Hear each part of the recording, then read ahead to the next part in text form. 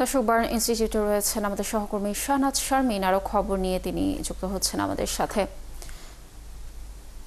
শাহনাজ, নিশ্চয়ই আমাকে শুনতে পাচ্ছেন। গতকাল সারাদিনও বার্ন ইনস্টিটিউটের বিভিন্ন তথ্য আপনার মাধ্যমে দর্শকদেরকে আমরা জানানোর চেষ্টা করছিলাম। আহতদের শারীরিক অবস্থা নিয়ে সবশেষ কি তথ্য রয়েছে আপনার কাছে জানাবেন, এবং সেই সাথে যাদের পরিচয় এখনও শনাক্ত করা হয়নি তাদের সম্পর্কে নতুন কোনো তথ্য পাওয়া গেল কিনা জানাবেন।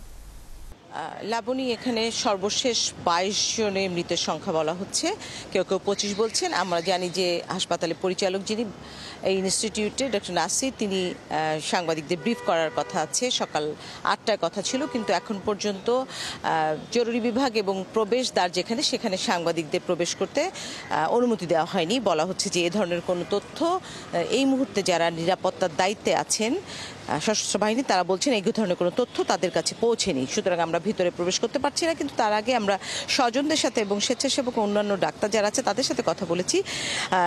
যাদের এখনও সন্ধান পাওয়া যায়নি তাদের জন্য 2টো ডেস্ক খোলা হয়েছে। সেখানে এসে আত্মীয় স্বজন, অভিভাবক তারা আসলে তাদের পরিচয় দিয়ে যাচ্ছেন এবং সন্তানের যে বর্ণনা, বিশেষ করে একটি মর্মান্তিক অবস্থায় সন্তানের বর্ণনা দিচ্ছেন। যদি কোনো কিছু মিলে তাহলে হয়তো সন্তানকে মিলাতে পারবেন, কারণ এখন পর্যন্ত যারা আহত তাদের মধ্যে অনেককে শনাক্ত করা যায়নি পরিচয়, কারণ তাদের দগ্ধ বা পুড়ে যাওয়ার পরিমাণটা এতটাই যে বোঝা যাচ্ছে না, তার চেহারাও বোঝা যাচ্ছে না, যেটি আসলে আমরা দেখাতেও চাই না। বিভৎস দৃশ্য, অমানবিক কিছুটা। আর মৃতের মধ্যে 7 জনের এখন পর্যন্ত তাদের পরিচয় শনাক্ত করার জন্য এই বিষয়ে আসলে ডিএনএ টেস্ট করা হবে, এবং বলা হয়েছে যারা খুঁজে পাচ্ছে না স্বজনদেরকে তাদের নমুনা পরীক্ষা করে সেই ব্যবস্থা নেওয়া হবে।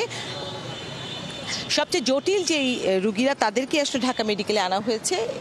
আরও প্রায় 5টি হাসপাতালে এই পোড়া যারা আছে তাদেরকে রাখা হয়েছে, এবং সামরিক হাসপাতালেও রাখা হয়েছে। সেখানে আসলে মানুষের আনাগোনা একটু কম এবং ইনফেকশন কম হবে, যেটি গতকালও এবং আজকেও পরিচালক এবং অন্যান্য ডাক্তাররা বলছিলেন। এবং তাদের বারবার একটি আবেদন ছিল যে অহেতুক যেন এখানে কেউ ভিড় না করে। ইতিমধ্যে আমরা দেখতে পাচ্ছিলাম যে আসলে মানুষ এসে জড়ো হচ্ছে, কেন অহেতুক এই ভিড় শুধু শিশুদের যে অবস্থা তার আসলে অবনতি করা ছাড়া আর কোনো কাজে আসবে না। ইনফেকশনের কথা বারবার বলা হচ্ছিল, এবং একটি বিষয় কালকে সারা রাতই বলা হয়েছে যে যারা শুধু পুড়ে যায় সেই সব রোগীদের আসলে প্রথম 2 দিন কোনো ধরনের রক্তের প্রয়োজন হয় না। গতকাল বারবার বলা হচ্ছিল যে রক্ত সংকট এবং নেগেটিভ রক্ত, ডাক্তাররা বলেছেন কেউ আপনারা কারো আহ্বানে রক্ত এখন দিবেন না, রক্ত আরও 2 দিন পরে লাগবে, এবং সেই রক্তটি সরাসরি টেনে নেওয়া হবে শরীর থেকে, যার জন্য নেগেটিভ রক্ত এখন যদি কারো প্রয়োজনে কেউ দিয়ে দেয় পরবর্তীতে রক্তের সংকট দেখা দিতে পারে। ডাক্তারদের একটি আহ্বান ছিল যে আপনারা সবাই ফোন নাম্বার এবং ঠিকানা দিয়ে যান, যখনই রক্তের প্রয়োজন হবে তখনই এই ইনস্টিটিউট থেকে ফোন করে বলা হবে যে তো বলেছে। আমরা জানি যে কিছুক্ষণের মধ্যে ব্রিফিং শুরু হবে, তখন আসলে আমরা একদম সর্বশেষ যে তথ্য সেই তথ্যগুলো আপনাদেরকে দিতে পারবো। তবে স্বজনরা এমনও হয়েছে যে শিশুর যে পোশাক, সেই পোশাকের একটি অংশ নিয়েও এখানে হাজির হয়েছে।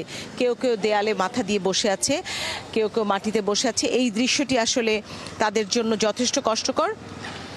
আমরা জরুরি বিভাগ থেকে আসলে প্রবেশদ্বার যেখানে, সেখানেও বেশ কিছু স্বজন আছে, কিন্তু আসলে কারোরই কথা বলার মতো অবস্থায় নেই। আর স্বেচ্ছাসেবক যারা গতকাল সারাদিন ছিলেন এবং আজকেও তারা সকাল থেকে এসে বসেছেন, আমরা দেখেছি যে বেশ কয়েকটি হেল্প ডেস্ক, বিভিন্ন সংগঠন হেল্প ডেস্ক খুলেছে, এবং চেষ্টা করা হচ্ছে যতটা পারা যায় সমন্বয়। আসলে একটি মহাবিপর্যয়, বলা হচ্ছে যে সকলের জায়গা থেকে এগিয়ে আসতে। শাহনাজ, ধন্যবাদ আমাদের সাথে যুক্ত থাকার জন্য। আপনি থাকুন সেখানে, নিশ্চয়ই ব্রিফিং শুরু হওয়ার পর ব্রিফিংয়ের তথ্য আমরা আপনার মাধ্যমে দর্শকদেরকে জানানোর চেষ্টা করব। দর্শক, আমাদের সহকর্মী শাহনাজ শারমিন বার্ন ইনস্টিটিউটের সর্বশেষ তথ্য জানাচ্ছিলেন।